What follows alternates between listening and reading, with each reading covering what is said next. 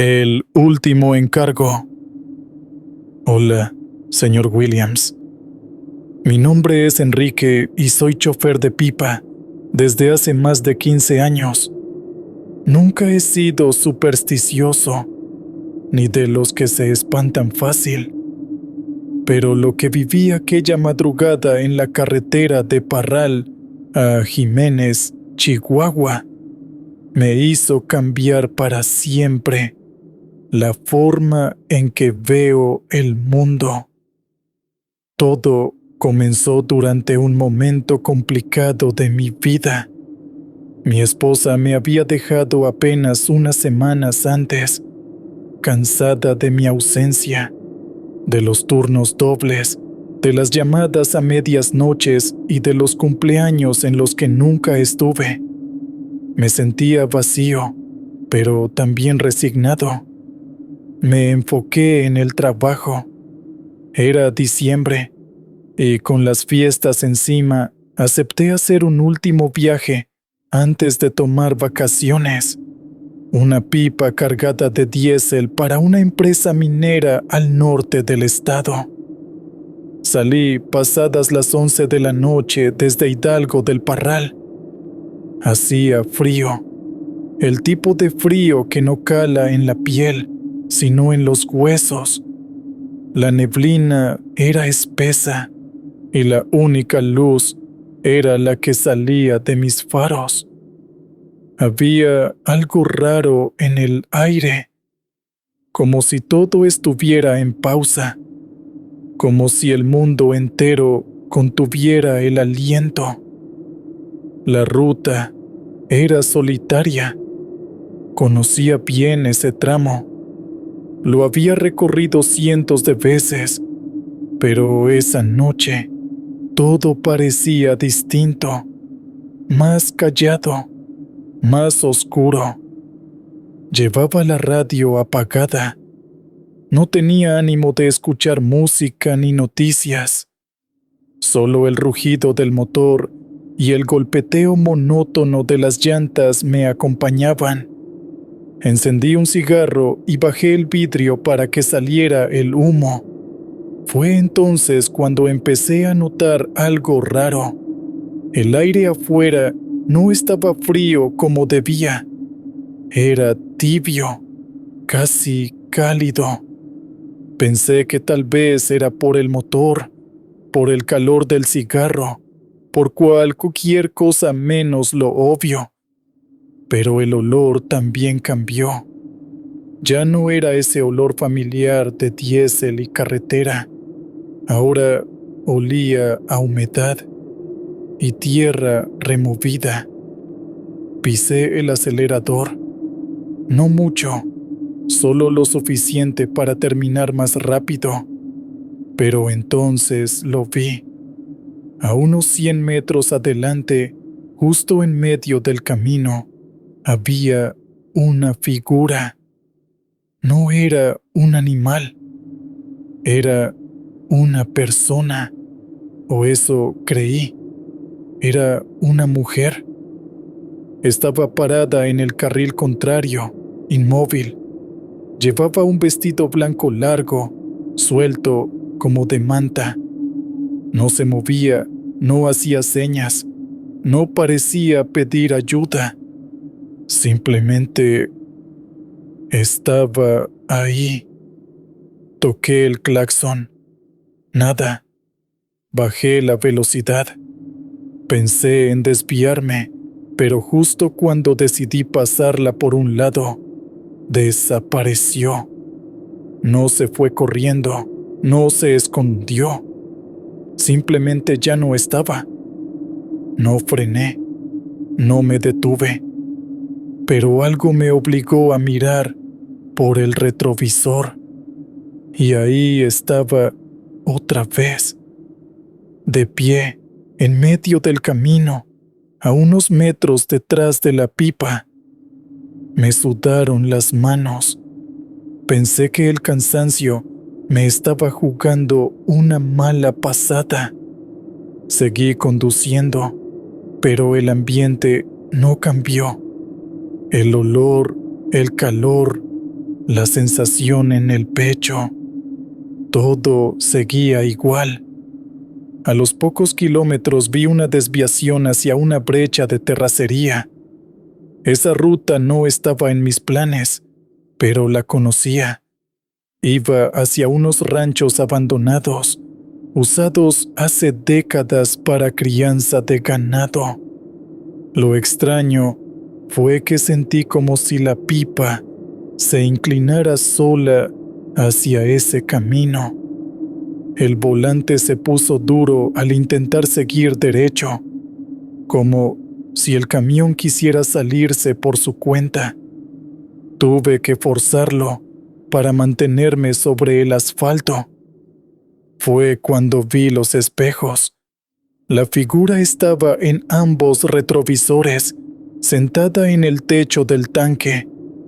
No hacía nada, no se movía, pero ahí estaba, y no tenía rostro. Frené en seco. Salí de la cabina con el corazón en la garganta. Rodeé la pipa con la linterna en la mano, buscando cualquier señal. Nada. El techo estaba limpio. El camino vacío. Volví a subir, temblando. No por el frío, sino por algo más interno, más profundo. Ya no olía a tierra. Ahora era como metal viejo, como sangre seca. Los kilómetros siguientes los recorrí en un trance. No sabía si llorar o rezar. Finalmente, llegué a la entrada de la minera. El guardia me abrió sin preguntar. Era un hombre mayor, de esos que no hacen muchas preguntas. Me bajé, firmé los papeles y le comenté, sin mucho detalle, lo que había visto. Solo dije, hay algo raro en el camino. Él bajó la mirada, suspiró hondo y dijo, no es el primero que lo dice, amigo. Hace unos años, una muchacha se suicidó en esa brecha. Se llamaba Julia. La abandonó el novio y se colgó de un mezquite. Desde entonces, muchos dicen que la ven, siempre de blanco, siempre parada y siempre sola. Me quedé sin palabras. Esa noche no dormí y desde entonces jamás he vuelto a recorrer esa carretera de noche. Y si lo hago, jamás bajo la ventanilla, porque si llega a subirse otra vez, esta vez no pienso mirar atrás. Continuamos con la siguiente historia. El Nino en el puente. Buenas noches, señor Williams. Mi nombre es Martín. Soy trailero desde hace casi 15 años. Siempre lo escucho en mis viajes y pensé que ya era momento de mandar mi experiencia, aunque todavía me cuesta hablar de ella. Esto pasó hace unos años, cuando yo vivía en Coahuila y hacía viajes hacia la frontera. En ese tiempo estaba en una mala racha. Mi esposa me había dejado por otro hombre y, para rematar, yo estaba hasta el cuello de deudas porque me había metido en un crédito para remodelar la casa. Pasaba más tiempo en el camión que en cualquier otro lado, porque necesitaba dinero y porque tampoco tenía dónde ni con quién estar. Aquel viaje fue de madrugada, sobre la carretera 2, rumbo a Piedras Negras. Era invierno. El aire se sentía seco y helado, y la cabina estaba impregnada de olor a diésel y a café recalentado. Tenía la radio prendida, pero apenas se escuchaba entre la estática.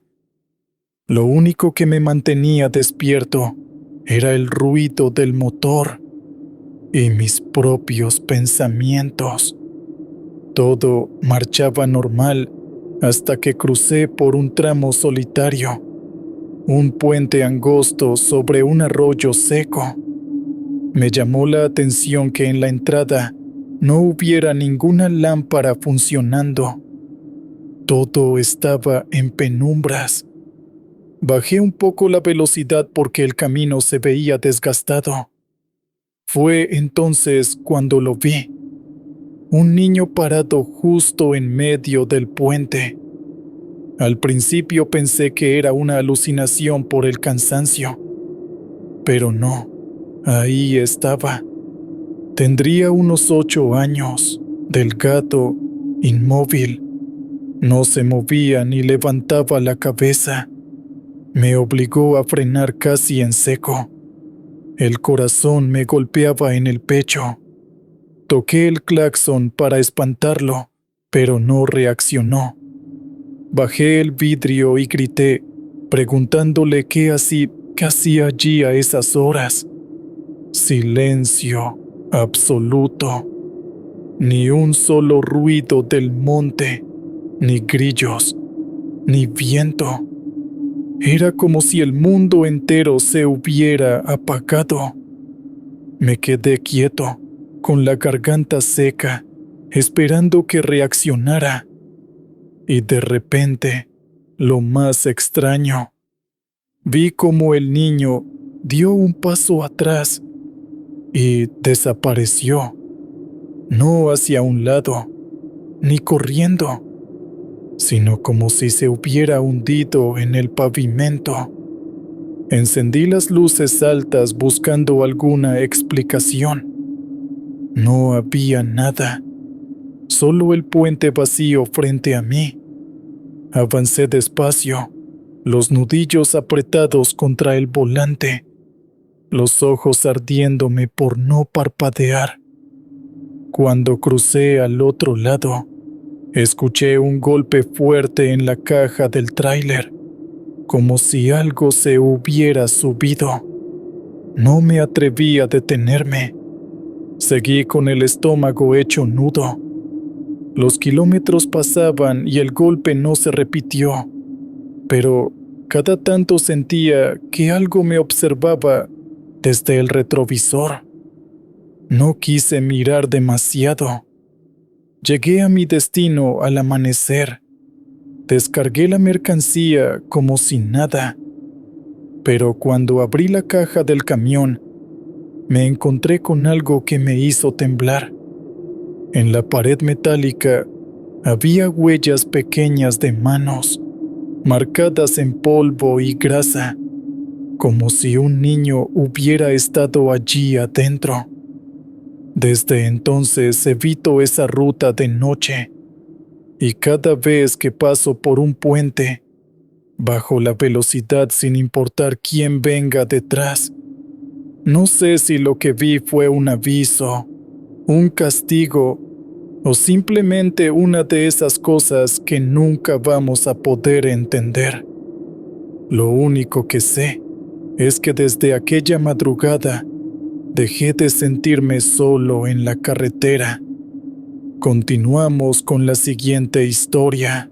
El ruido en la ruta desierta. Buenas noches, señor Williams. Mi nombre es Ramiro.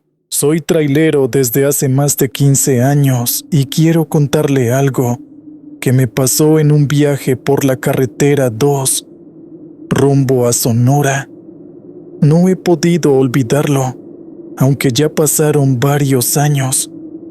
Aquella semana estaba viviendo un infierno personal. Mi mujer había decidido irse de la casa, llevándose a los niños. Me dejó una nota en la mesa, diciendo que estaba cansada de verme siempre en la carretera, que yo me preocupaba más por el camión que por la familia. Esa nota la encontré justo antes de salir al viaje. No tuve tiempo de hablar con ella, ni siquiera de suplicarle que se quedara. Subí a la cabina con el corazón destrozado, pensando que tal vez ya no volvería a verlos igual. El trayecto era largo y el cansancio venía encima. Llevaba una cisterna llena de combustible. El motor vibraba bajo mis pies y el olor del diésel impregnaba el aire. El desierto de Sonora estaba inmóvil, como si el mundo entero hubiera dejado de respirar. Afuera, la noche era profunda, ni una estrella visible, solo el reflector de mis faros abriéndose paso entre la nada. Pasé un par de pueblos polvorientos y después kilómetros de silencio. Encendí la radio para distraerme, pero solo se escuchaba estática. El murmullo de fondo me ponía más nervioso que el silencio. Lo apagué. El primer detalle extraño fue el aire.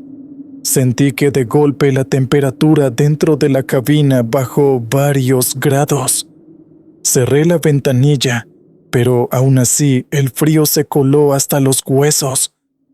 Luego apareció un ruido. Al principio pensé que era el camión, pero no. Era un golpe seco, metálico, como si algo golpeara la cisterna desde afuera. Disminuí la velocidad. Miré por los espejos. Nada.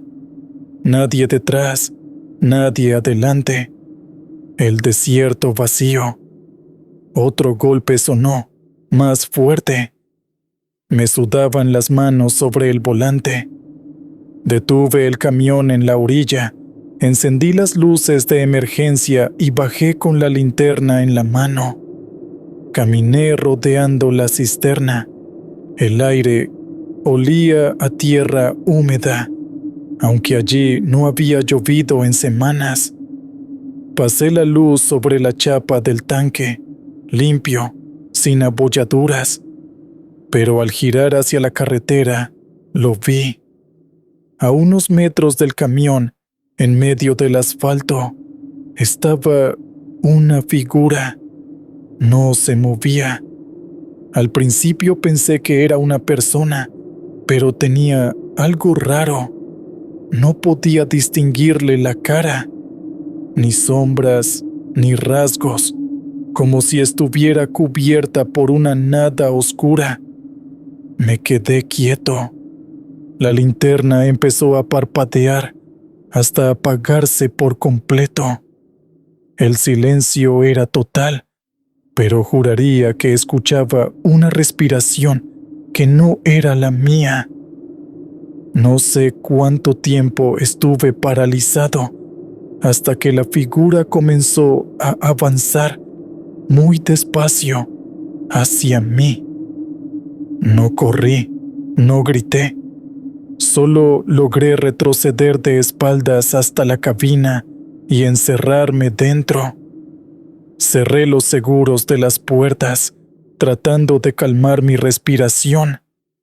El golpe volvió a sonar, ahora más violento, justo detrás de mí, como si algo pateara la cisterna. Los espejos vibraban. Encendí el motor, pero se apagó de inmediato. El tablero quedó en negro. De pronto, vi el retrovisor interno. No había nadie sentado en el asiento del copiloto cuando me subí. Pero ahora sí, una silueta pequeña, encorvada, como de un niño empapado. No se movía, no hablaba. Solo estaba ahí, mirando hacia adelante. No soporté más. Abrí la puerta del conductor y corrí hacia el desierto, sin importar nada. La arena me tragaba los pasos. El aire helado me cortaba la piel. No sé cuánto corrí, hasta que el rugido del motor volvió a sonar a lo lejos. Mi camión, el mismo que había muerto segundos antes, arrancó solo. Vi las luces encenderse y la cisterna avanzar lentamente sin conductor. Me quedé parado en la oscuridad, viendo cómo se perdía en la carretera. Amanecí sentado en la orilla de la ruta, abrazado a mis rodillas. Unos federales me despertaron preguntando si estaba bien. Mi camión estaba estacionado unos metros más adelante, con las llaves aún puestas. El motor estaba frío, como si nunca se hubiera encendido. Desde entonces no volví a viajar de noche por esa carretera. Y cada vez que mis hijos me preguntan por qué me pongo nervioso cuando juegan en silencio dentro de la casa, no sé qué contestarles. Solo sé que esa figura sigue conmigo, aunque nunca más la vi frente a frente. Continuamos con la siguiente historia. La cosa del camino viejo. Hola, señor Williams.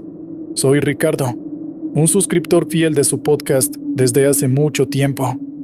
Trabajo como repartidor de insumos médicos especializados en una zona rural del este de Texas.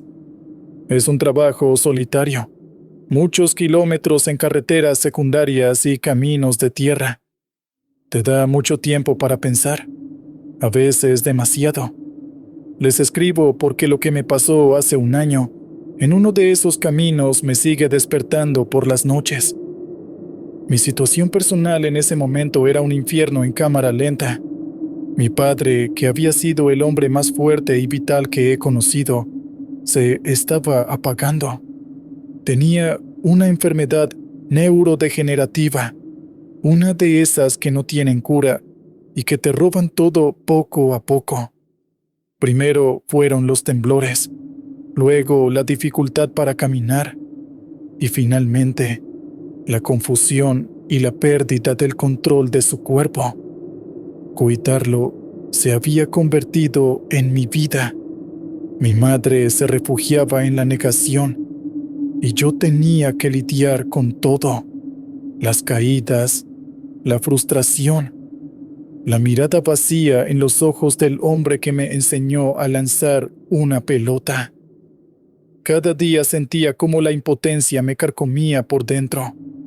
Me sentía atrapado, viendo cómo la persona que más admiraba se convertía en una cáscara, y una parte de mí, una parte horrible que me avergüenza admitir, solo deseaba que todo terminara.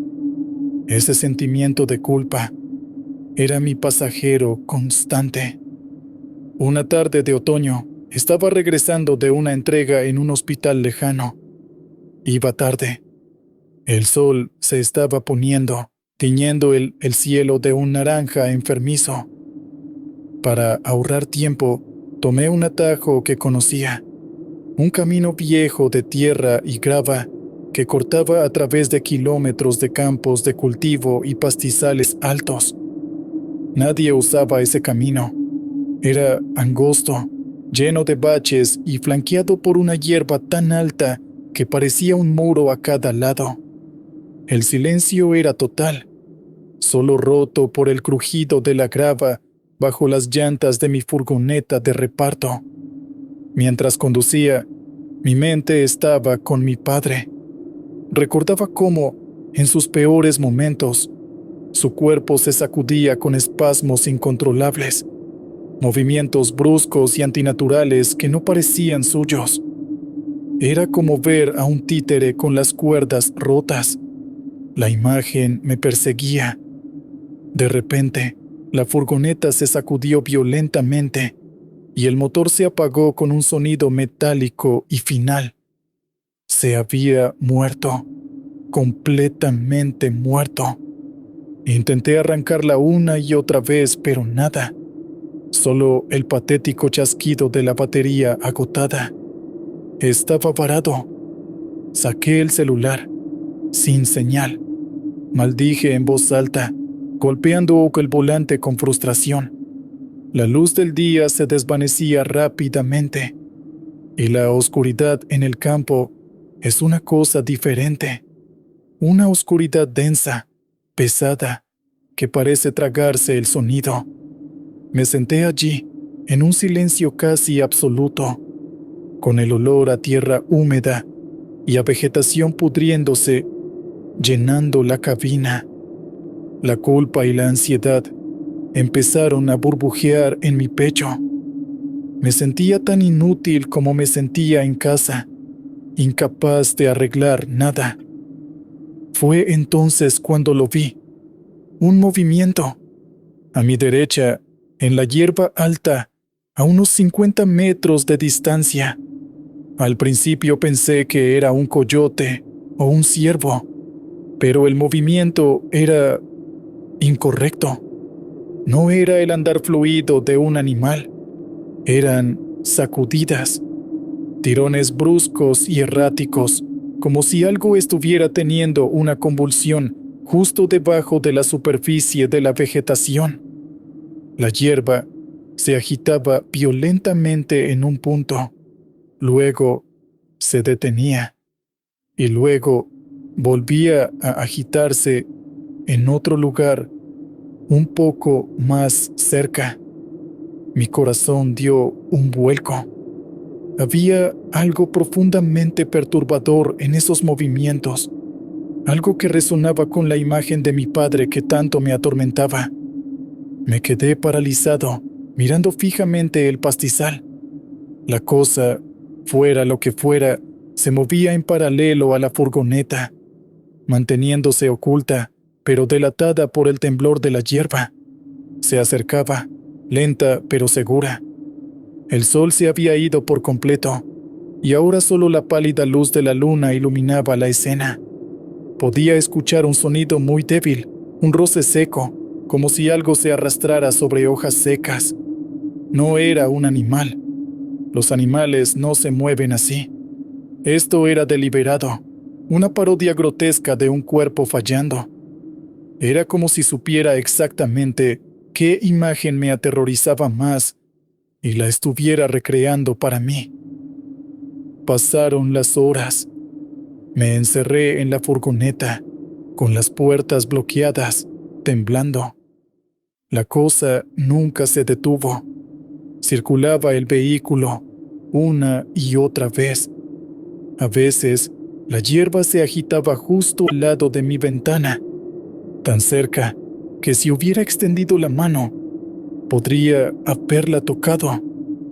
Luego, el movimiento se detenía por completo, y el silencio que seguía era casi peor. Esperaba, con la respiración contenida, hasta que la hierba volvía a temblar en otro lado, continuando su patrulla silenciosa y espasmódica. En un momento, la luna se ocultó tras una nube y la oscuridad se volvió total. No podía ver nada, pero podía sentirlo.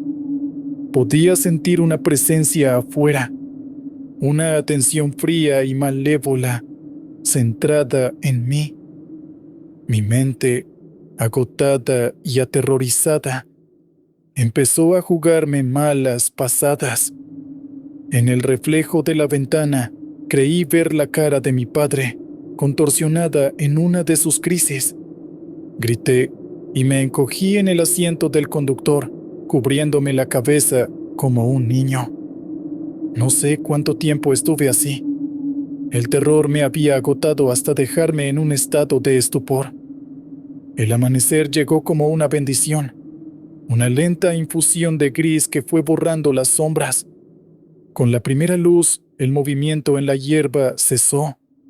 Esperé una hora más, con el corazón en la garganta, antes de atreverme a salir. No había nada, ni huellas ni rastros, solo la hierba alta, inmóvil. Probé a arrancar la furgoneta una última vez y, para mi asombro, El motor cobró vida al instante, rugiendo como si nada hubiera pasado. Conduje fuera de ese camino como si el diablo me persiguiera. Cuando llegué a casa, mi madre me dijo que mi padre había tenido una noche terrible, una de las peores crisis que había sufrido. Falleció una semana después. Nunca le conté a nadie lo que pasó en ese camino. ¿Cómo podría? Que vi una manifestación física de la enfermedad de mi padre acechándome en un campo. Sonaría a locura, al producto de una mente estresada y culpable. Y tal vez lo fue. Pero, señor Williams, cada vez que veo la hierba alta moverse con el viento, siento un escalofrío helado. Y sé que lo que sea que estuvo conmigo esa noche en el camino viejo, no era solo producto de mi imaginación. Y eso es lo que viví. Gracias por el espacio, señor Williams. Sigamos escuchando las historias de la carretera. La Rumorosa, las luces. Buenas noches a todos en Martínez Historias de Horror. Mi nombre es Miguel y quiero compartir una experiencia que tuve en la carretera más temida de Baja California. Fui soldado de infantería durante 8 años. Serví en misiones que preferiría olvidar, en lugares donde la noche no era tu amiga. Ahora me gano la vida conduciendo una camioneta para turistas, llevándolos de Tijuana a los viñedos del Valle de Guadalupe. Es un trabajo tranquilo, o debería serlo. Pero hay cosas que uno carga consigo, fantasmas que no se quedan en el campo de batalla. Mi fantasma personal tiene fecha y lugar. Una emboscada en la Sierra de Guerrero. Éramos un pelotón de 12 hombres, y yo fui el único que salió con vida. Recuerdo el caos, los fogonazos en la oscuridad, los gritos, y luego el silencio. El silencio después de la batalla es lo peor. Es un sonido que te taladra el alma. Vivir con eso te cambia, te vuelve hipervigilante. Cada sombra es una amenaza. Cada ruido inesperado te acelera el pulso. Sufro de un estrés postraumático que me hace sentir como un extraño en mi propia vida. Mis manos tiemblan a veces sin razón. Y el sueño es un lujo que rara vez me permito sin la ayuda de pastillas. La culpa del superviviente es un veneno lento.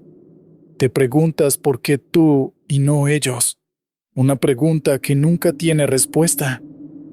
Hace unos meses me tocó hacer un viaje especial, llevar a cabo a un grupo de geólogos americanos a un punto remoto cerca de La Rumorosa.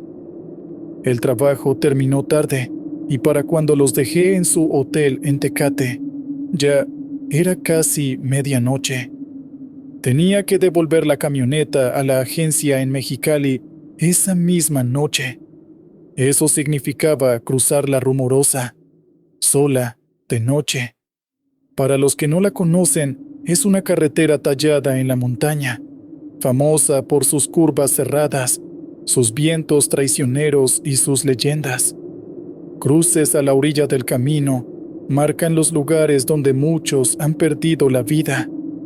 El paisaje es de otro mundo, rocas gigantescas que parecen cráneos y un silencio que se siente antiguo y pesado. Empecé el descenso. La noche era clara pero sin luna. El único mundo que existía era el que iluminaban los faros de la camioneta. A mi alrededor, la oscuridad era absoluta. Un océano negro salpicado por las luces lejanas de Mexicali en el horizonte. Estaba cansado, y mi mente, como solía hacer en esos momentos, regresó a Guerrero, a la sensación de ser observado en la oscuridad, a la tensión en el aire justo antes de que el infierno se desatara. El viento aullaba entre las rocas, un sonido que se parecía demasiado a los susurros y lamentos que escuchaba en mis pesadillas. Fue entonces cuando vi la primera luz, en la cima de una de las colinas rocosas a mi izquierda, un punto de luz anaranjado, estático. Pensé que era una antena o quizás un campamento. No le di importancia. Seguí conduciendo, concentrado en la siguiente curva, pero unos kilómetros más adelante vi otra luz, esta vez a mi derecha, más abajo en el cañón, y luego otra, más adelante, de nuevo a la izquierda.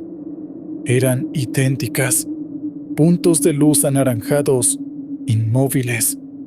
Mi entrenamiento militar se activó instintivamente. Empecé a trazar sus posiciones en mi cabeza. No seguían un patrón lógico, no estaban cerca de la carretera ni de ningún camino conocido. Estaban posicionadas. Un escalofrío me recorrió la espalda. Esto no era normal. Entonces, la primera luz que había visto parpadeó.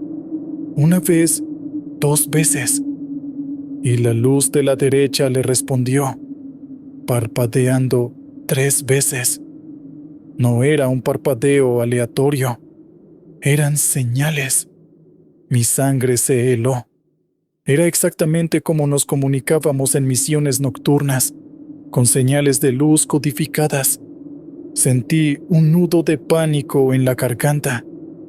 ¿Quién estaba ahí fuera, en medio de la nada, comunicándose de esa manera? Miré por los espejos, esperando ver las luces de otro coche, pero estaba completamente solo. Las luces empezaron a moverse, no como coches o linternas. Se deslizaban por las laderas de las montañas, subiendo y bajando por terrenos imposibles con una fluidez antinatural, y empezaron a coordinarse. Una luz se movía a mi izquierda, manteniéndose a mi altura, mientras otra aparecía más adelante, como cortándome el paso.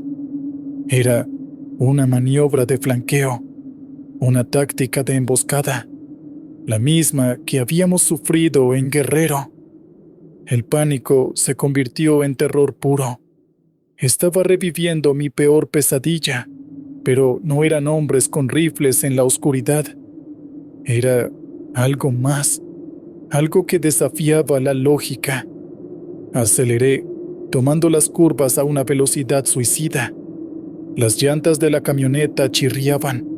El olor a goma quemada llenaba el aire, pero las luces no se quedaban atrás. Se mantenían a mi ritmo, moviéndose con una inteligencia fría y calculadora.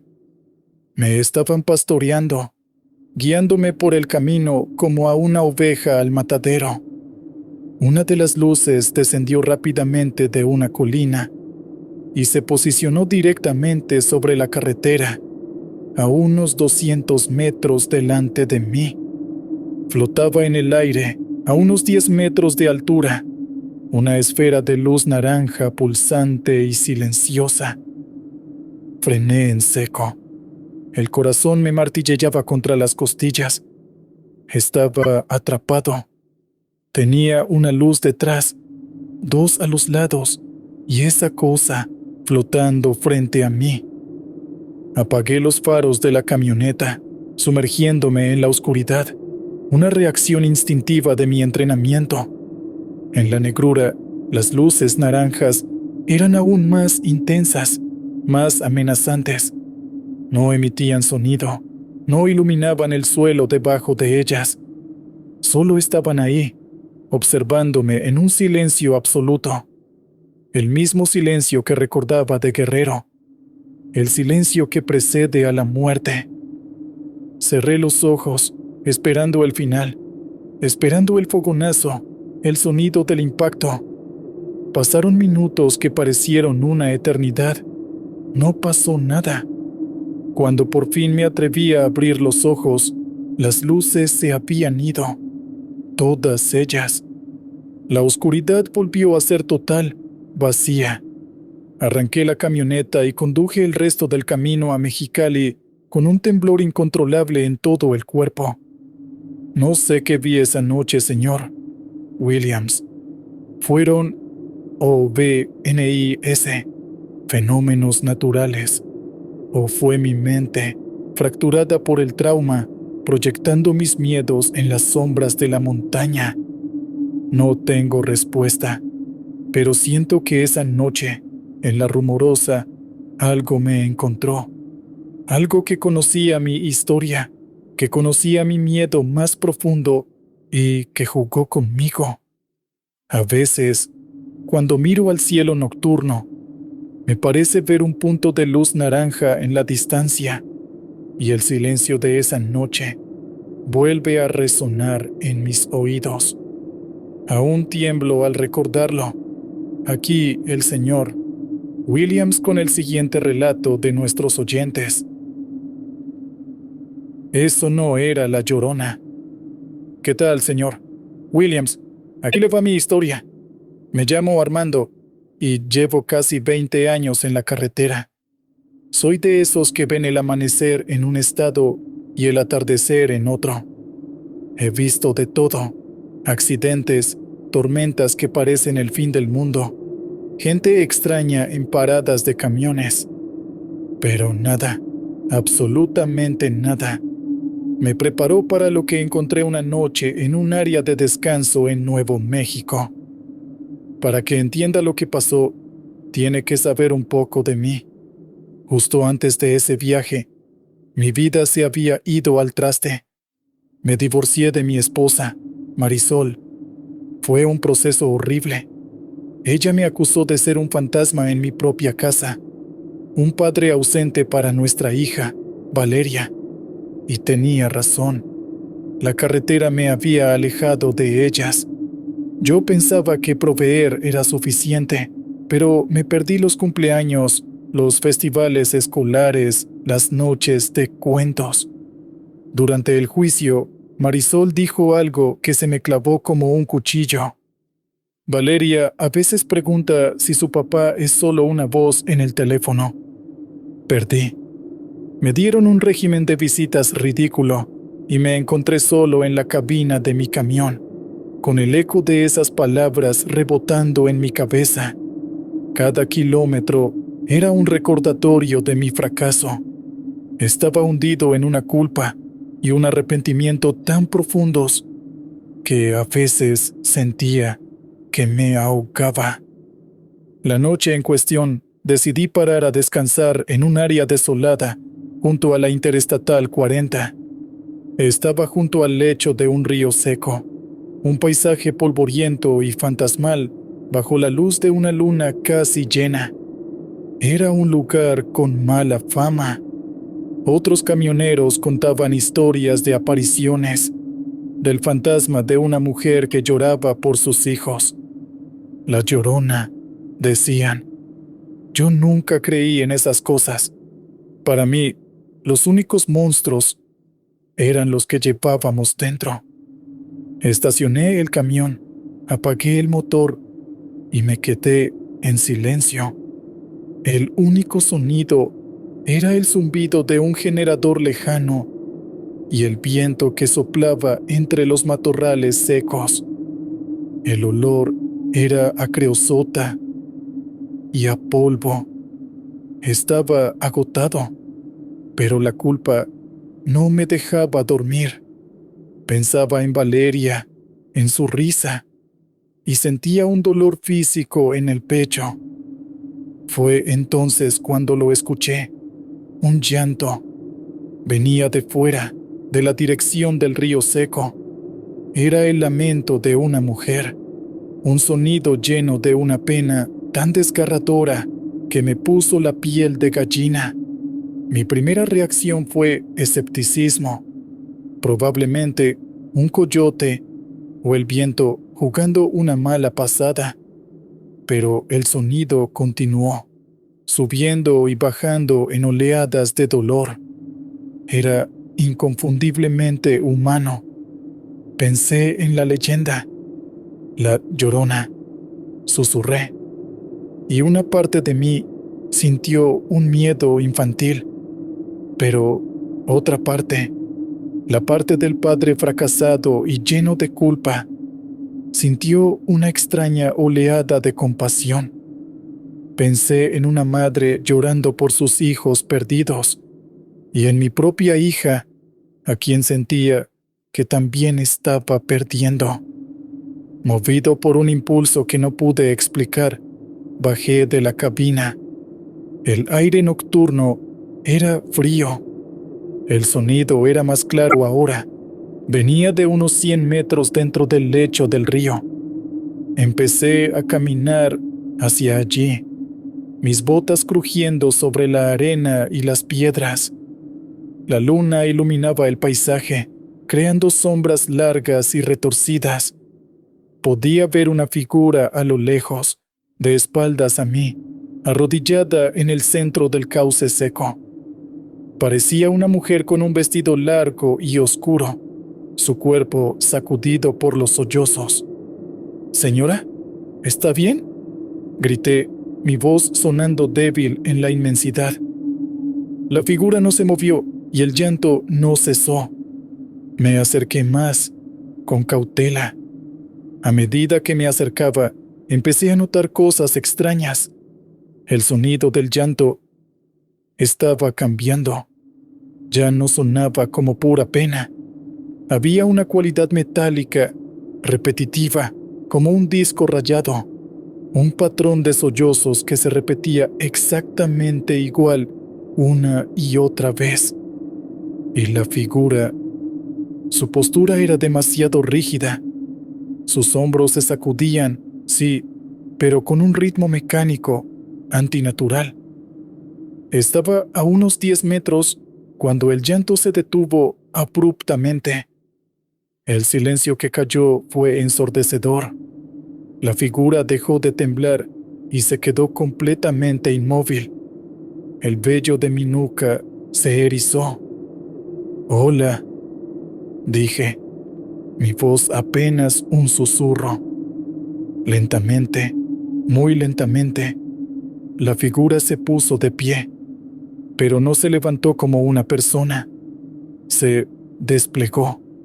Sus extremidades se alargaron con una serie de chasquidos secos, como ramas rompiéndose. Creció en altura hasta que fue mucho más alta que yo, delgada y angulosa, como un insecto tratando de imitar una forma humana. Y entonces giró para mirarme. «Señor Williams, lo que vi me rompió la mente. No era una mujer. No tenía rostro. Donde debería haber una cara, solo había una superficie lisa de piel pálida y tensa, como pergamino. Y el sonido, el llanto que había escuchado, no salía de una boca. Emanaba de una cavidad oscura y vibrante en su pecho, un agujero en su torso, de donde surgía esa imitación de lamento humano. Me quedé congelado, incapaz de gritar, de moverme. Esa cosa me miró con su cara vacía, y aunque no tenía ojos, sentí que me estaba analizando, que estaba hurgando en mi alma y encontrando toda la culpa y el dolor que llevaba dentro. Levantó uno de sus brazos, que terminaba en dedos largos y afilados como agujas, y me señaló. Ese gesto rompió el hechizo. Di media vuelta y corrí.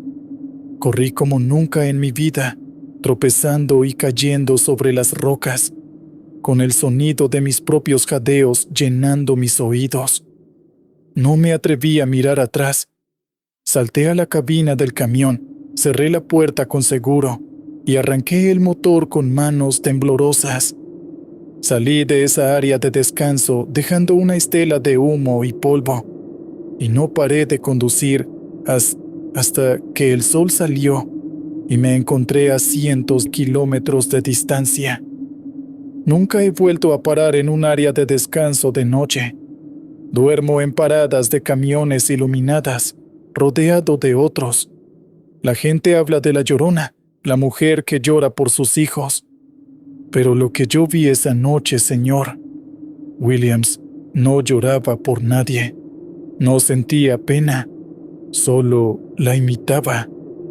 Y no sé qué es peor, encontrar un fantasma real consumido por el dolor, o encontrar algo que ni siquiera es humano, pero que sabe exactamente cómo sonar como un corazón roto. Espero que mi relato les haya puesto los pelos de punta. Continuamos con la siguiente historia en Martínez, Historias de Horror. La autopista Duarte. Saludos, señor Williams, y a toda la audiencia. Mi nombre es Esteban. Nací en Nueva York, pero mis padres son de Santiago, en la República Dominicana. Crecí entre dos mundos, sin sentir que pertenecía completamente a ninguno. Para mis amigos en el Bronx, yo era el dominicano. Para mi familia en la isla, era el gringo. Me uní a los Marines para encontrar un sentido de pertenencia, un lugar donde encajar, y lo encontré por un tiempo. Pero cuando dejé el servicio, esa sensación de estar a la deriva volvió con más fuerza. Mi abuelo, Papá Lilo, falleció hace un año. Él era mi ancla, mi conexión con la isla. Unos días antes de morir, en una llamada que sonaba extrañamente lúcida, me hizo prometerle algo. Esteban, me dijo, cuando vengas para mi entierro, no importa lo que pase, no conduzcas la autopista Duarte de noche. Esa carretera se traga a la gente. Es una promesa. Yo me reí, pensando que eran supersticiones de viejo. Se lo prometí para dejarlo tranquilo. Viajé a la isla para el funeral. Fue duro ver a mi familia, sentir su dolor y, al mismo tiempo, sentirme como un espectador. Me hizo sentir más solo que nunca. Después del entierro, me quedé unas semanas para arreglar los papeles de mi abuelo. Una noche, estaba en Santo Domingo y tenía que volver a Santiago. Mis primos me insistieron en que me quedara, que saliera por la mañana. Nadie con juicio coge la Duarte de noche, me advirtieron. Pero yo, con esa arrogancia de ex-marine, que cree haberlo visto todo, y con una punzada de rebeldía contra esas viejas creencias, los ignoré. Es solo una carretera, dije. Alquilé un coche y salí de la capital pasadas las 10 de la noche. La autopista Duarte conecta el sur y el norte del país. De día es un caos de tráfico, pero de noche, especialmente en ciertos tramos, se vuelve solitaria. Al principio, todo era normal. Luces de otros coches, pueblos que pasaban como manchas de luz. Pero a medida que me adentraba en la región del Cibao, el tráfico desapareció. De repente, estaba solo, completamente solo. No había luces delante ni detrás. La carretera se extendía frente a mí como una cinta negra e infinita, flanqueada por una oscuridad impenetrable de campos de caña y árboles. El aire era pesado y húmedo, y el único sonido era el del motor del coche y los insectos que se estrellaban contra el parabrisas. La advertencia de mi abuelo resonó en mi cabeza. Empecé a sentir una ligera inquietud. La soledad de la carretera era abrumadora. Encendí la radio para hacerme compañía. Empezó a sonar una vieja bachata, una de las favoritas de Papá Lilo. Sonreí con nostalgia. pero entonces la canción se cortó y fue reemplazada por estática. Jugueteé con el dial, pero solo encontraba silencio o estática. De repente, la voz de mi abuelo salió de los altavoces, clara como el cristal. Te lo dije, mijo, te lo dije. El corazón me dio un brinco. Frené de golpe, mirando la radio como si fuera una serpiente. Era imposible. Debía ser el cansancio, el estrés. Volví a conducir más despacio, con las manos aferradas al volante. Unos kilómetros más adelante, vi un coche parado en el arcén. Un Toyota Corolla viejo, de color blanco, con el capó levantado. Al pasar a su lado, vi una figura de pie junto a él. Un hombre, pero su rostro estaba completamente en la sombra. No me hizo señas, no pidió ayuda. Solo estaba allí, de pie, inmóvil. Sentí lástima, pero el miedo era más fuerte. Seguí adelante. Conduje durante lo que parecieron 20 minutos, con la mirada fija en el asfalto. Entonces, a lo lejos, vi un coche parado en el arcén. Un Toyota Corolla viejo, de color blanco, con el capó levantado, y la misma figura inmóvil a su lado. Mi sangre se heló. No era posible. No había ninguna desviación. No me había adelantado. Era el mismo coche. Pisé el acelerador, con el corazón desbocado. Tenía que ser una coincidencia, otro coche igual. Pero en el fondo, sabía que no lo era. La radio volvió a encenderse sola. Esta vez no era la voz de mi abuelo. Era el sonido de un rosario, el murmullo de rezos, como los que mi abuela recitaba en los velorios, y mezclado con los rezos, un llanto lejano. El ambiente en el coche se volvió gélido. Entonces lo vi por tercera vez, el Corolla blanco, pero esta vez estaba más cerca de la carretera y la figura no estaba de pie. Estaba sentada en el asfalto, con la cabeza entre las rodillas.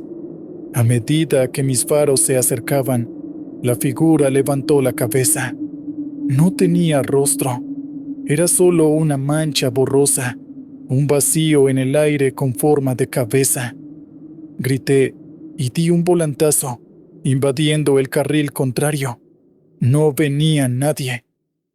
Miré por el espejo retrovisor. El coche y la figura habían desaparecido. Pero en el carril contrario, avanzando lentamente hacia mí, vi una procesión. Varias personas vestidas de negro, caminando en silencio. Llevaban un ataúd sobre sus hombros. Y al frente de la procesión, caminando sola, iba una mujer que se parecía a mi madre, pero con el rostro devastado por el dolor. Era una procesión fúnebre. Y mientras pasaban a mi lado, pude ver mi propia foto sobre el ataúd, la misma que usé en mi identificación militar. No recuerdo cómo llegué a Santiago. La siguiente memoria que tengo es la de estar aparcado frente a la casa de mi tía, con el motor en marcha y el sol saliendo.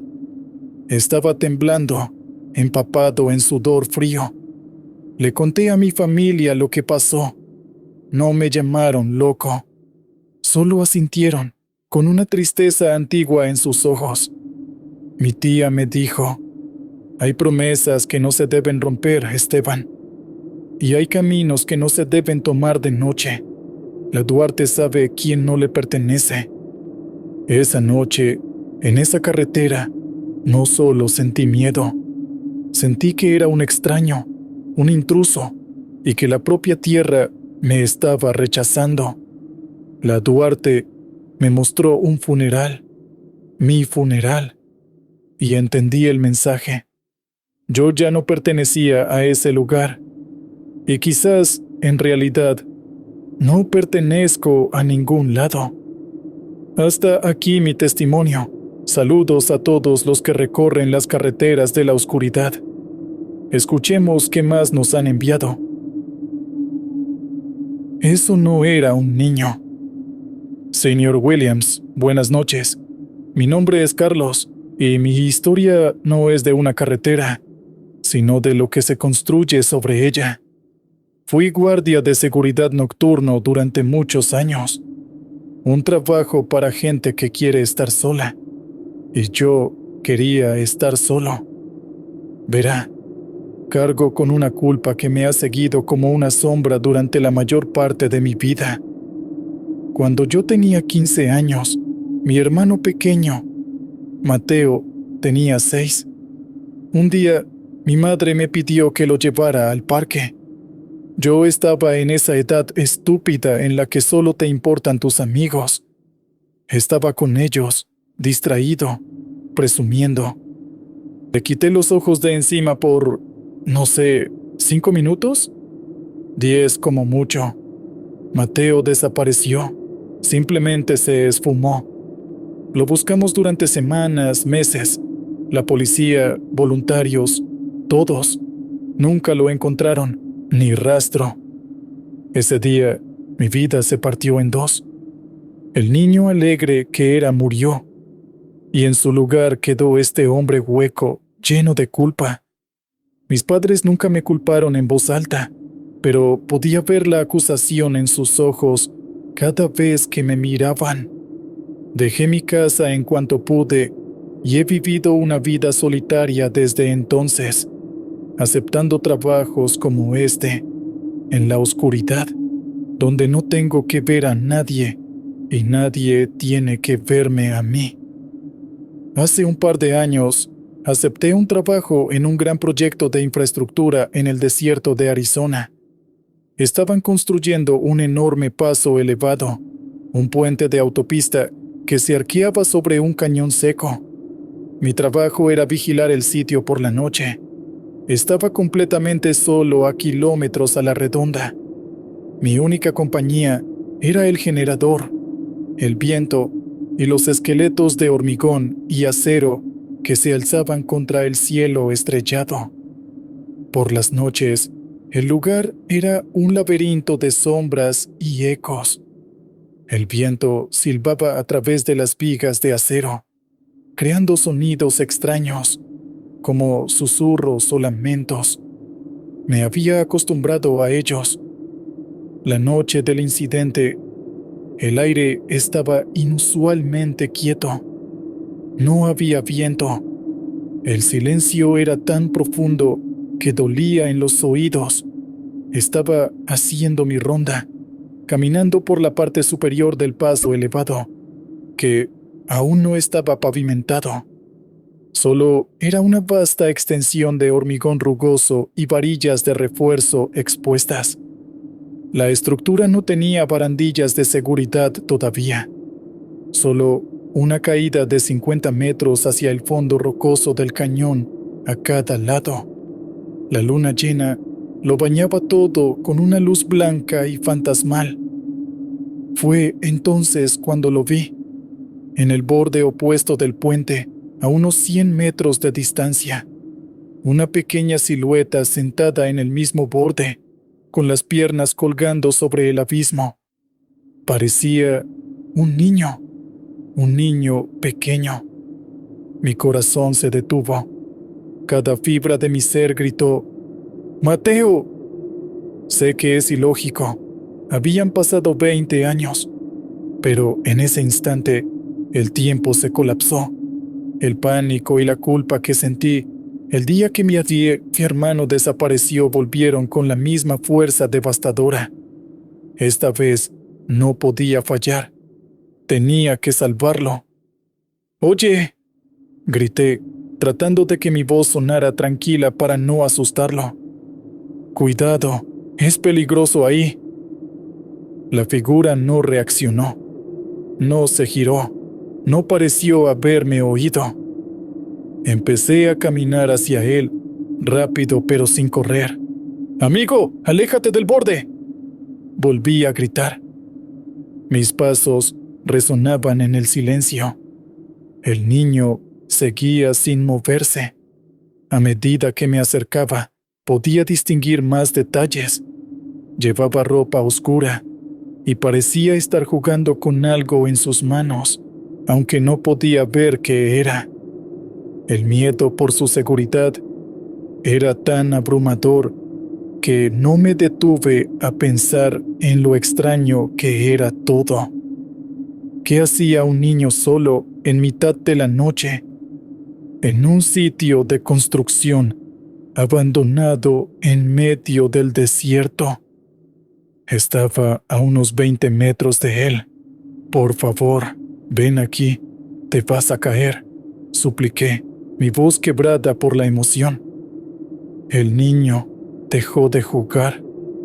Lentamente se puso de pie en el borde. Mi corazón se subió a mi garganta. Iba a saltar. «¡No!», grité y empecé a correr. En ese momento, la figura se giró hacia mí y todo en mi universo se detuvo. No era un niño. Tenía el tamaño de un niño, la forma de un niño, pero su rostro no era humano. Tenía 2 ojos enormes, completamente negros, sin párpados ni esclerótica, como los de un insecto. No tenía nariz ni boca, solo una piel pálida y lisa. Me miró y su cabeza se inclinó hacia un lado con un movimiento seco y antinatural, como el de un pájaro.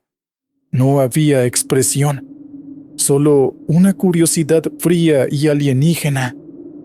Me detuve en seco, tropezando hacia atrás. El terror me paralizó.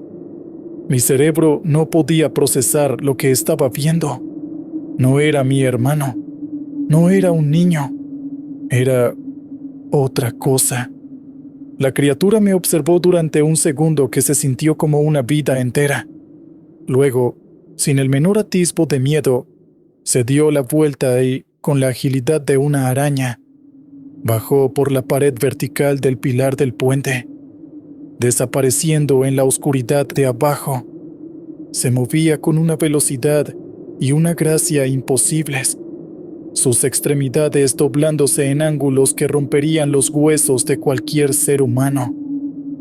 Me quedé allí, temblando, mirando el borde vacío. El silencio volvió, más pesado y amenazador que antes. Me tomó casi 1 hora reunir el valor para volver a mi caseta. Renuncié al trabajo al día siguiente. Les dije que el aislamiento me estaba afectando. A veces me pregunto qué fue lo que vi. Fue una alucinación, un fantasma creado por mi propia culpa torturada. Mi mente desesperada por una segunda oportunidad para salvar a mi hermano me hizo ver algo que no estaba allí. Y esta es la pregunta que me mantiene despierto. Encontré algo real, algo que ha vivido en la soledad del desierto durante eones, y que esa noche, por alguna razón, decidió mostrarse. No sé la respuesta, pero sé que lo que vi en ese puente no era un niño, y me temo que lo que sea que fuera, sabe que lo vi. Continuamos. El taxista. Hola, señor Williams. Soy un viajero frecuente, o al menos lo era. Mi nombre es David y trabajaba como ejecutivo de ventas para una empresa de software. Mi trabajo consistía en volar de ciudad en ciudad, cerrar tratos, sonreír, mentir un poco si era necesario. Era bueno en eso, demasiado bueno.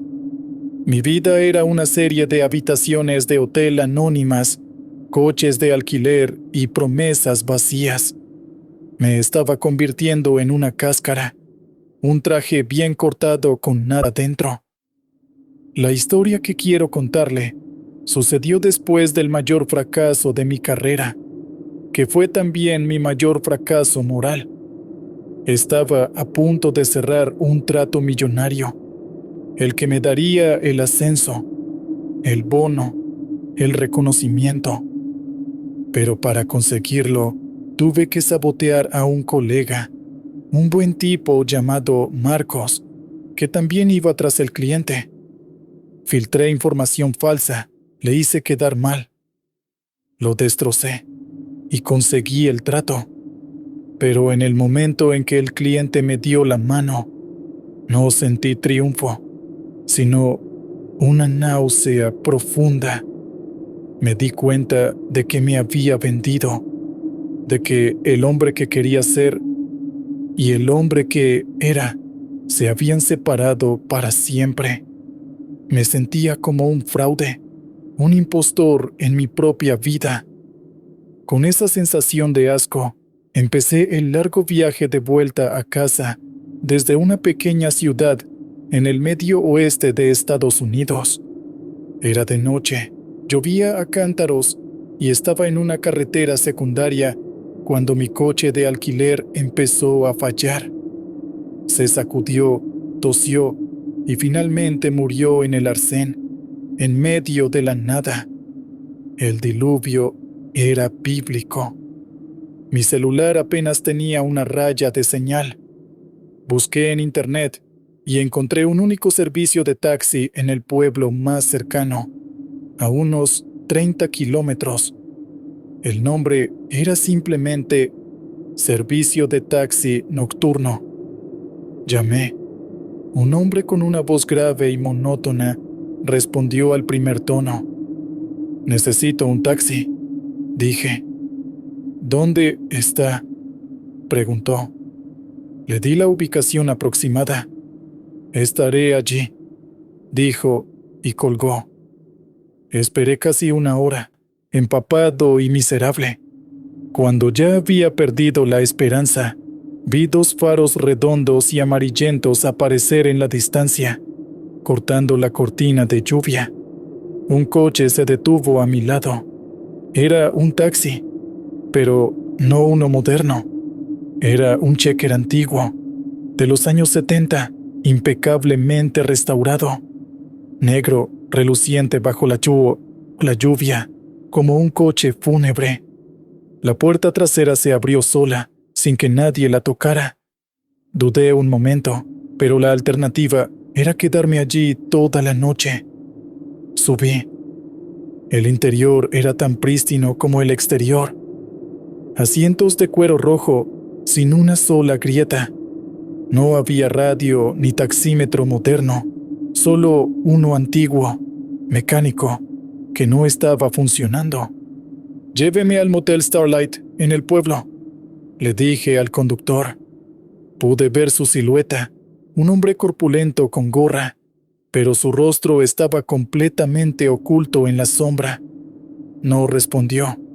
Solo asintió levemente y el coche se puso en marcha con una suavidad increíble, casi sin hacer ruido. El viaje fue en un silencio absoluto, roto solo por el rítmico golpeteo de los limpiaparabrisas. La lluvia golpeaba el techo, creando una atmósfera claustrofóbica. El conductor no dijo una palabra. No se movió, excepto para girar el volante. Sentí su presencia como un peso, una atención fría y silenciosa que me ponía los pelos de punta. No era una amenaza física, sino algo más profundo, una especie de juicio. Empecé a notar que no estábamos en la carretera principal. Había tomado un desvío por caminos rurales que no reconocía. «Oiga, ¿está seguro de que este es el camino?», pregunté, tratando de mantener el nerviosismo fuera de mi voz. No hubo respuesta, solo el movimiento constante del coche a través de la noche. Entonces, pasamos por un lugar que reconocí. Era un viejo restaurante, al borde de la carretera donde, años atrás, había convencido a un cliente de invertir en un producto que sabía que era defectuoso. El letrero de neón parpadeaba bajo la lluvia, exactamente como lo recordaba. Un escalofrío me recorrió. ¿Qué hacíamos aquí? Unos kilómetros más adelante, pasamos por un puente. El mismo puente donde una vez tuve una discusión terrible con mi ex esposa por teléfono. Una discusión llena de mentiras que terminó nuestro matrimonio. El taxi me estaba llevando en un tour por mis pecados. Cada lugar que pasábamos era un monumento a uno de mis fracasos morales, a una de mis traiciones. El conductor seguía en silencio, una figura oscura al volante, un barquero que me llevaba por el río de mis propios remordimientos. El pánico empezó a apoderarse de mí. Esto no era real. Tenía que ser un sueño, una pesadilla provocada por el estrés y la culpa. ¿Quién es usted?, le pregunté, mi voz temblando. ¿Qué es esto? El coche se detuvo. Estábamos frente a un edificio de oficinas moderno, el mismo donde trabajaba Marcos, el colega al que había apuñalado por la espalda. Las luces estaban encendidas en una ventana del último piso. Su ventana. El conductor giró la cabeza por primera vez. Todavía no podía ver su rostro. Era como si la oscuridad se aferrara a él. Pero sentí su mirada sobre mí. Una mirada que me atravesaba. Y lo veía todo. No dijo nada, pero en el silencio de esa cabina, escuché una pregunta en mi mente, clara como una campana. ¿Valió la pena? El terror me venció. Abrí la puerta y salí corriendo bajo la lluvia, sin mirar atrás. Corrí y corrí hasta que mis pulmones ardieron. Cuando finalmente me detuve y me di la vuelta, la calle estaba vacía. El taxi negro había desaparecido. No había dejado rastro. Me encontraba en una zona industrial a las afueras de la ciudad, a kilómetros del motel. Caminé el resto del camino bajo la lluvia, sintiéndome como si hubiera envejecido 10 años en una noche. Al día siguiente, llamé a mi jefe. Renuncié a mi trabajo y luego llamé a Marcos y le confesé todo. No sé si alguna vez me perdonará, y probablemente no debería. No sé quién o qué conducía ese taxi, señor Williams. Quizás solo fue una alucinación. Mi conciencia culpable creando un viaje al infierno personal.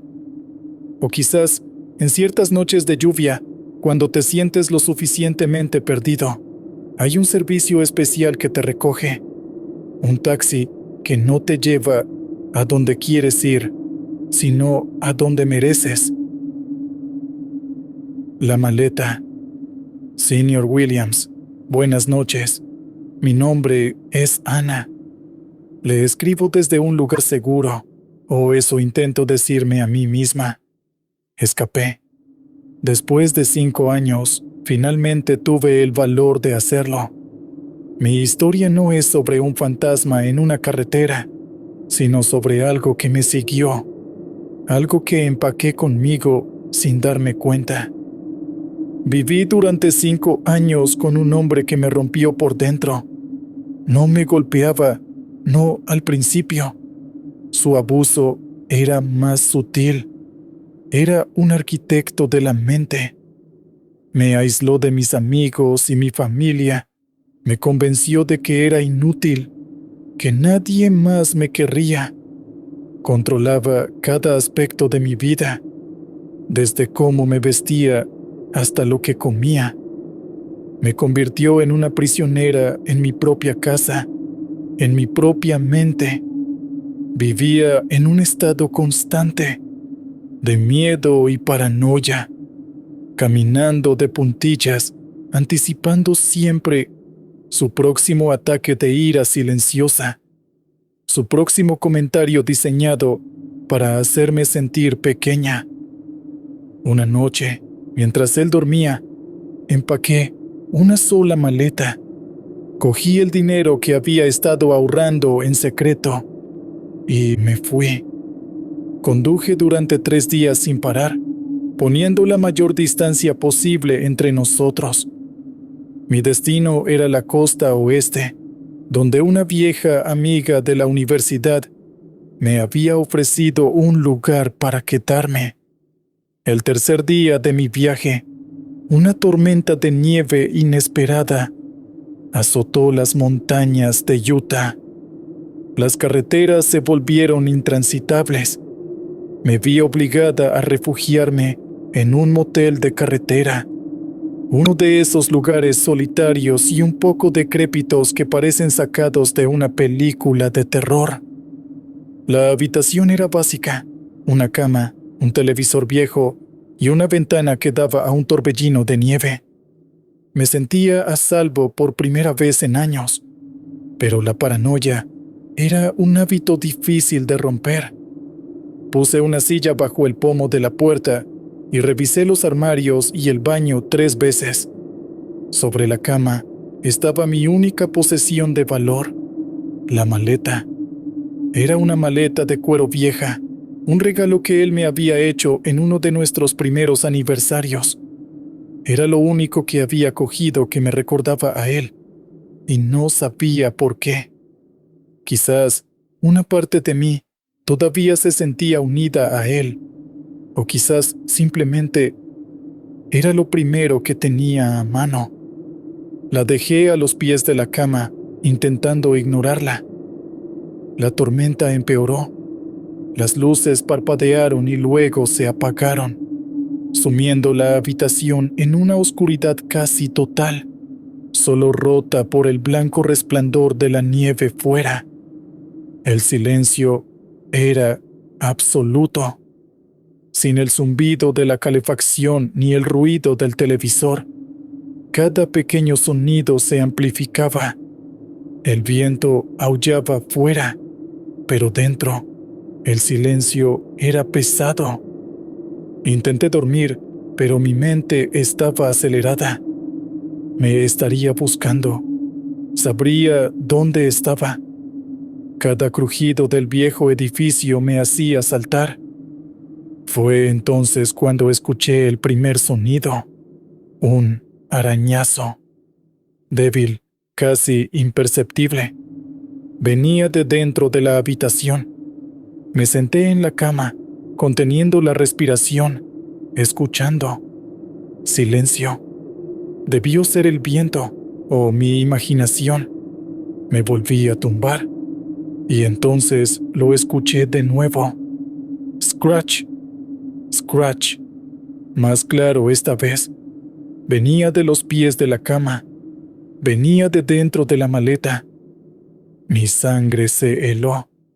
Me quedé completamente inmóvil. Es imposible, me dije. No hay nada vivo en la maleta, solo ropa. Pero el sonido continuó. Un arañazo rítmico y persistente, como el de una rata atrapada.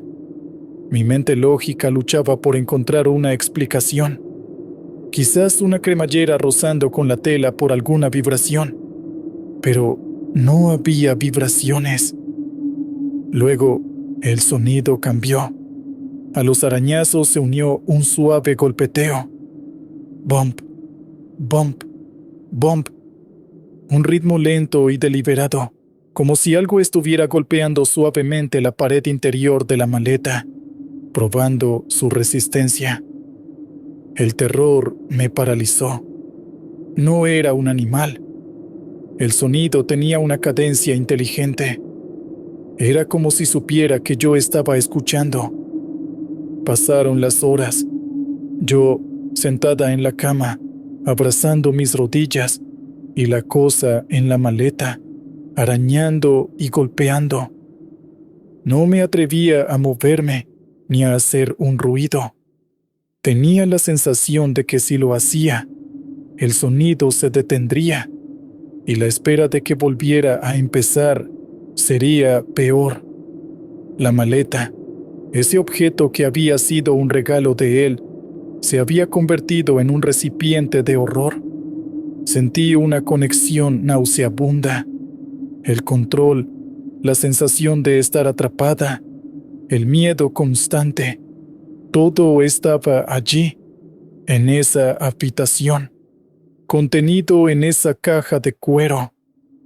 Empecé a sentir que la maleta se hacía más pesada, no físicamente, sino su presencia. Llenaba la habitación. Podía sentir su atención. Era como la forma en que él me miraba cuando estaba a punto de decir algo cruel. Una presencia silenciosa, expectante y llena de malicia. El amanecer parecía que nunca llegaría. Justo antes de que las primeras luces grises del alba se filtraran por la ventana, el sonido cambió por última vez. Los arañazos y los golpes cesaron. En su lugar, escuché el inconfundible sonido de un pestillo metálico abriéndose. Clic. Luego el otro. Clic. Me quedé mirando la maleta en la penumbra. Los dos pestillos de latón, que yo recordaba haber cerrado firmemente, estaban ahora abiertos. La tapa de la maleta estaba ligeramente entreabierta, una línea de oscuridad en su interior.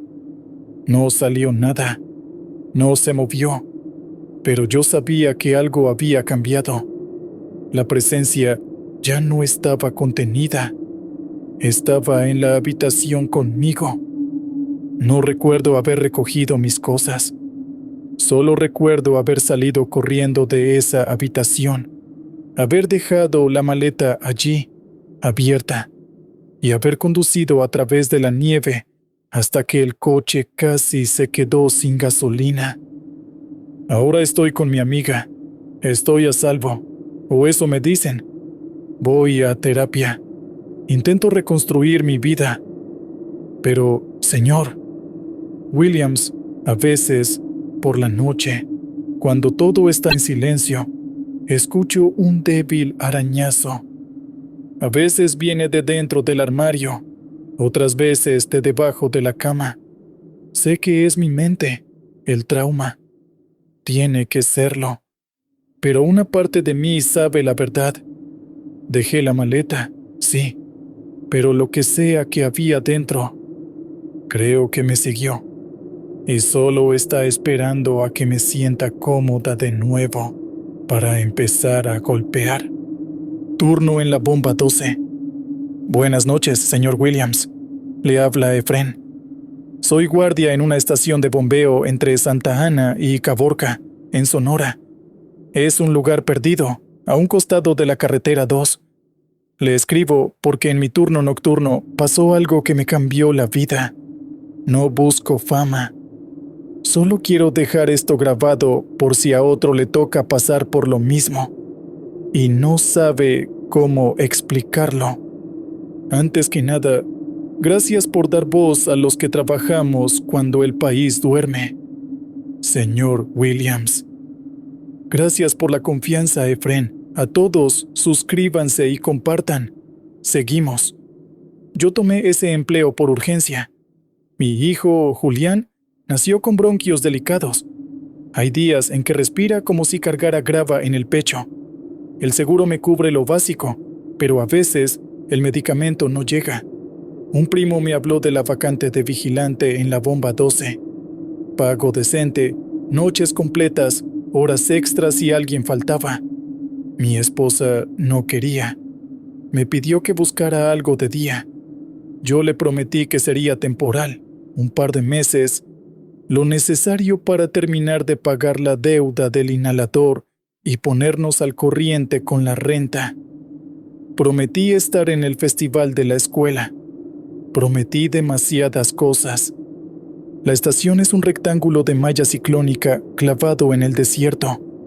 Dentro hay 2 tanques horizontales pintados de blanco, una caseta con monitor viejo, un generador, una torre con sirena y un cuarto de herramientas. Nada más. La grava cruje bajo las botas. El aire trae arena. A veces sopla caliente, a medianoche baja de golpe y pica la piel. Huele a diésel rancio y a metal. Las lámparas de sodio zumban. La radio del escritorio a veces solo da estática, aún con antena nueva. Mi turno era de 10 de la noche a 6 de la mañana. La rutina es simple. Rondines cada hora, registro de presión en una libreta, revisión de candados y de válvulas, llamada al supervisor a medianoche y a las 4. Las cámaras son viejas. Una muestra el portón, otra apunta a los tanques, otra a la base de la torre. La cuarta casi nunca agarra señal. La noche de la que hablo, llegué con la cabeza hecha nudo. No pude asistir al festival. Julián salió de soldadito, con cartón pintado, y yo debía cargar la bandera de su grupo en el cierre. Falté. Cuando mi esposa me mandó la foto por celular, la vi un segundo y la guardé boca abajo.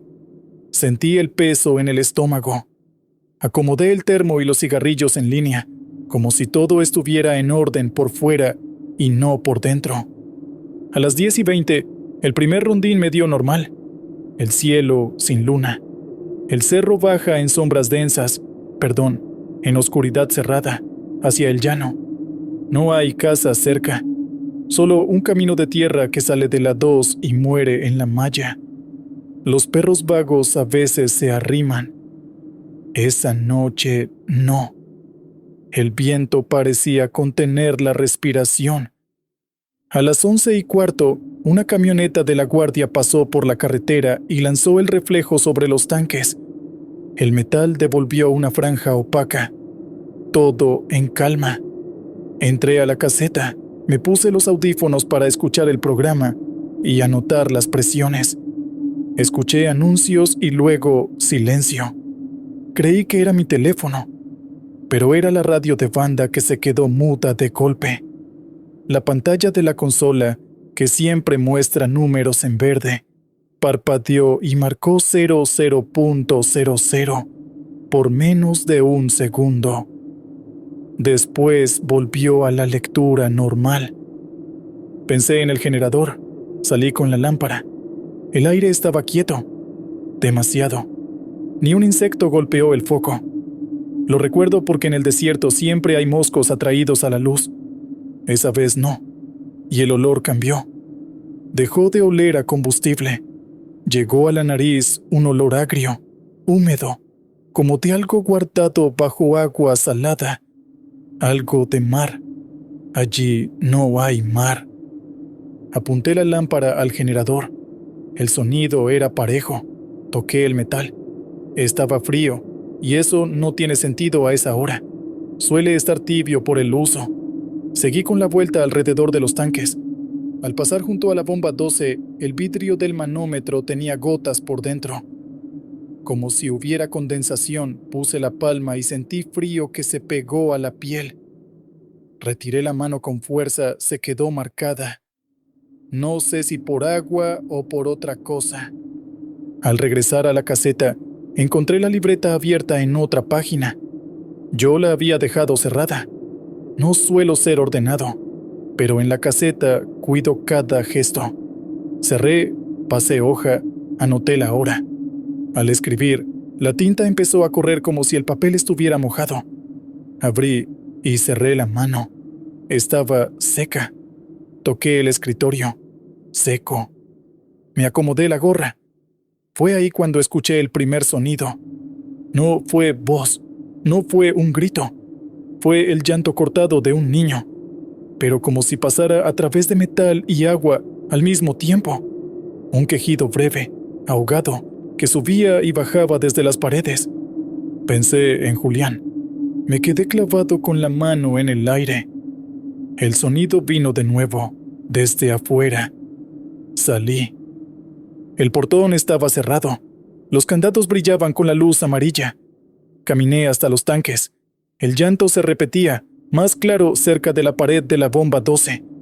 Acerqué la oreja al casco. El metal vibró y el sonido se me metió en el cráneo, chiquito y pesado a la vez. Me aparté de golpe. Volvió el olor a sal y a charco viejo. Miré a mi alrededor, el patio, la torre, la grava sin huellas, y sin saber por qué, levanté la vista al borde del tanque. Ahí estaba una silueta, flaca, con los brazos a los lados, inmóvil.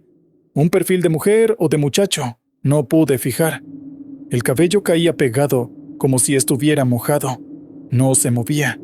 La lámpara empezó a fallar. Subí la intensidad. Un paso. Otro. Quise hablar y no me salió nada. La silueta no hizo nada. Ni un gesto. Era un recorte contra la oscuridad. No la vi llegar. Solo estaba ahí. No grité. No corrí. Di un paso atrás y escuché algo más. Un chapoteo suave, como de pies descalzos sobre agua en la grava. No había charcos. Aún así, el sonido entraba por los oídos y bajaba a la nuca. Apunté la luz hacia el piso. Huellas. 2 líneas de huellas pequeñas que se marcaban sin hundirse. Iban desde la base del tanque hasta la escalera de gato. Subían. Arriba, la silueta. Quieta. Quise rodear, pero la lámpara se apagó.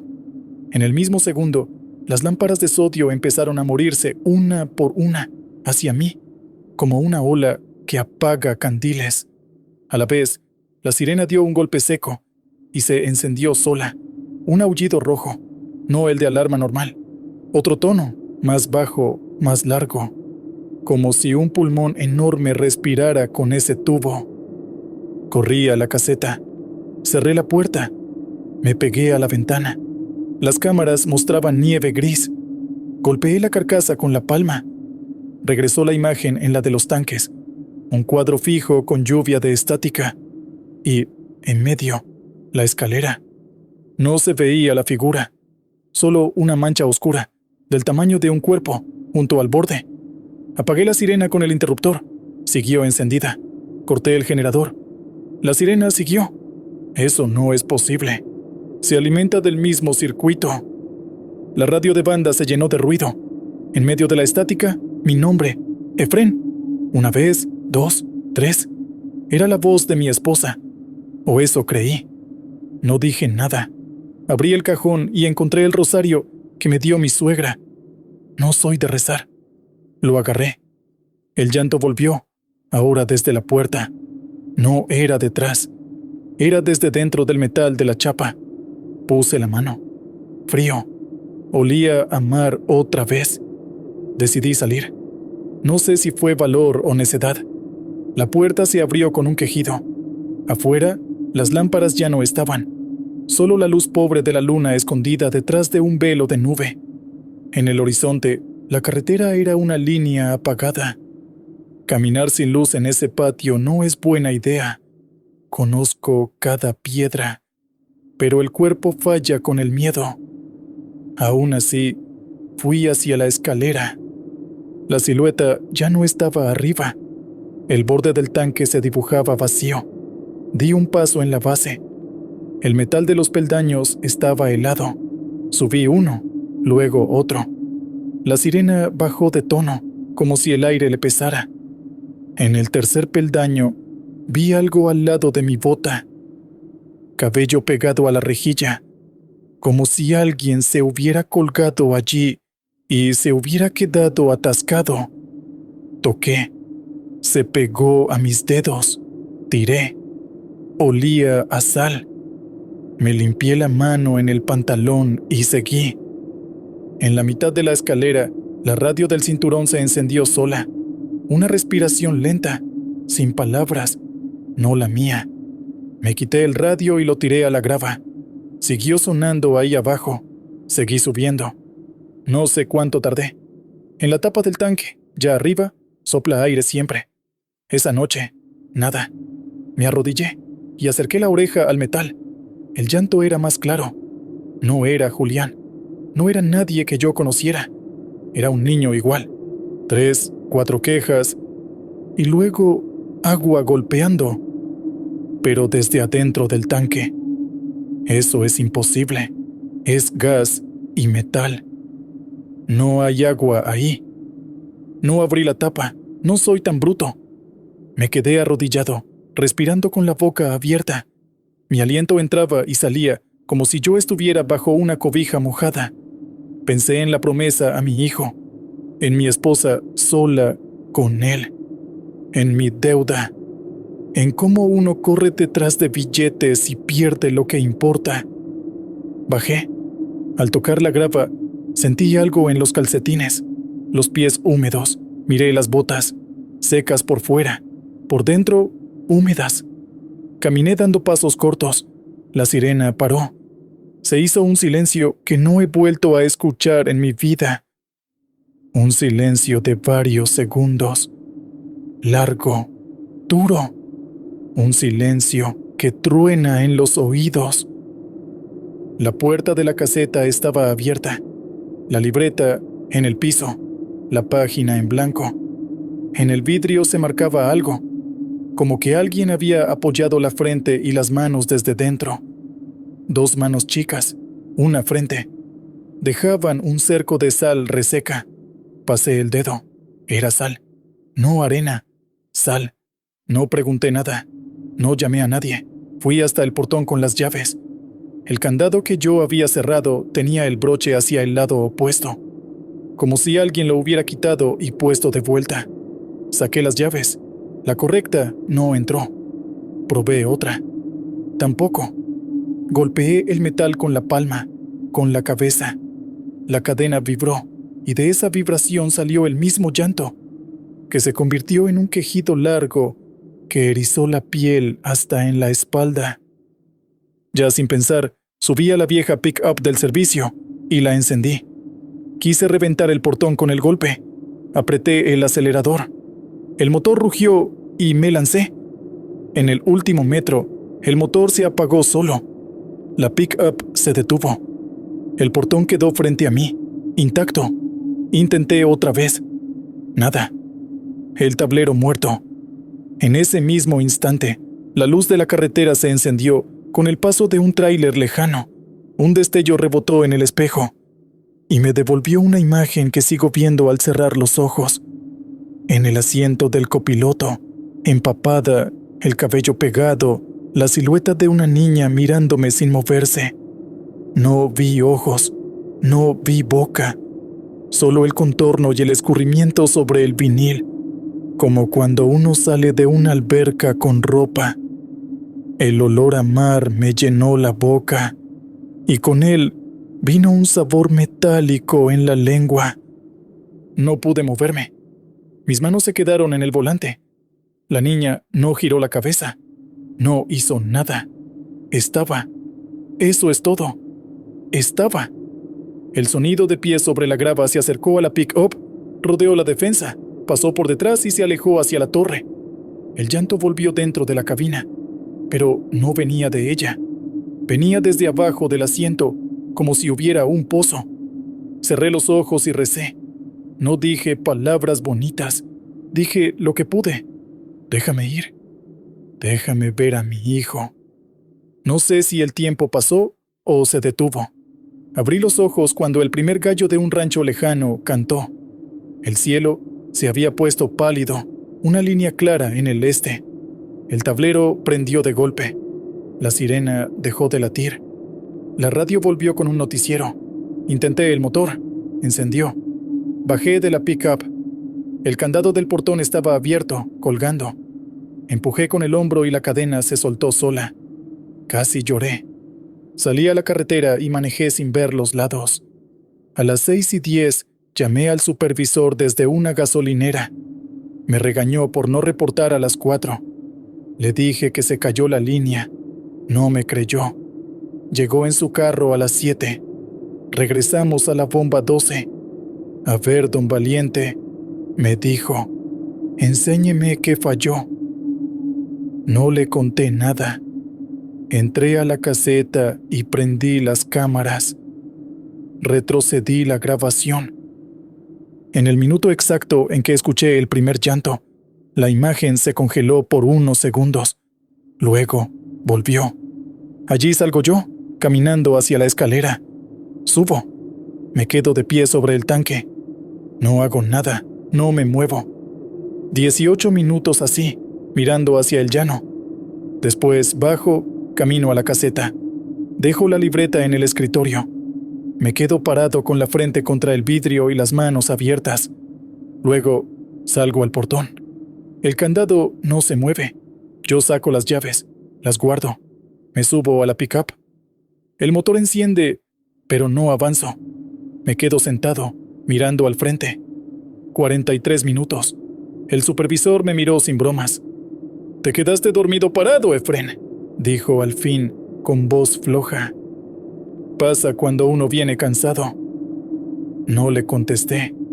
Apagué las cámaras y le pedí el cambio de turno. Fui directo a la clínica.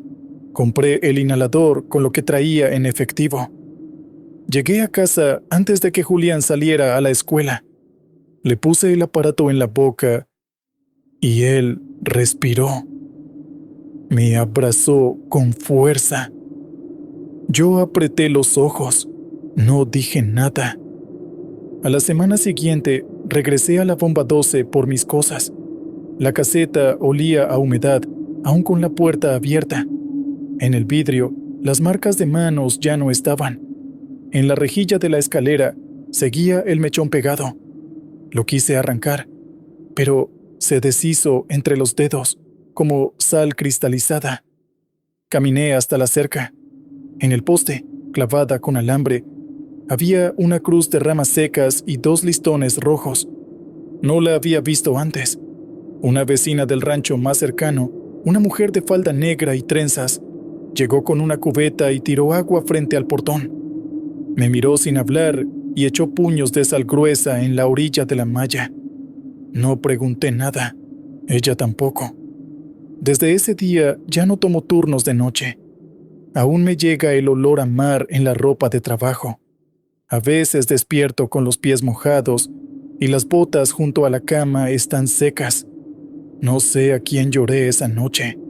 No sé de dónde viene ese llanto, ni por qué eligió esa estación perdida. Solo sé que mi hijo respira y que mis promesas ya no se hacen al aire. Perdón si mi relato se fue largo. Quería decirlo con calma.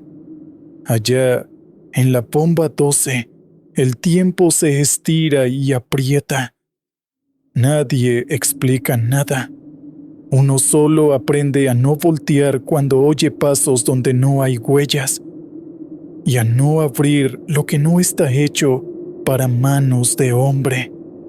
Gracias por escuchar, señor Williams. Aquí cierro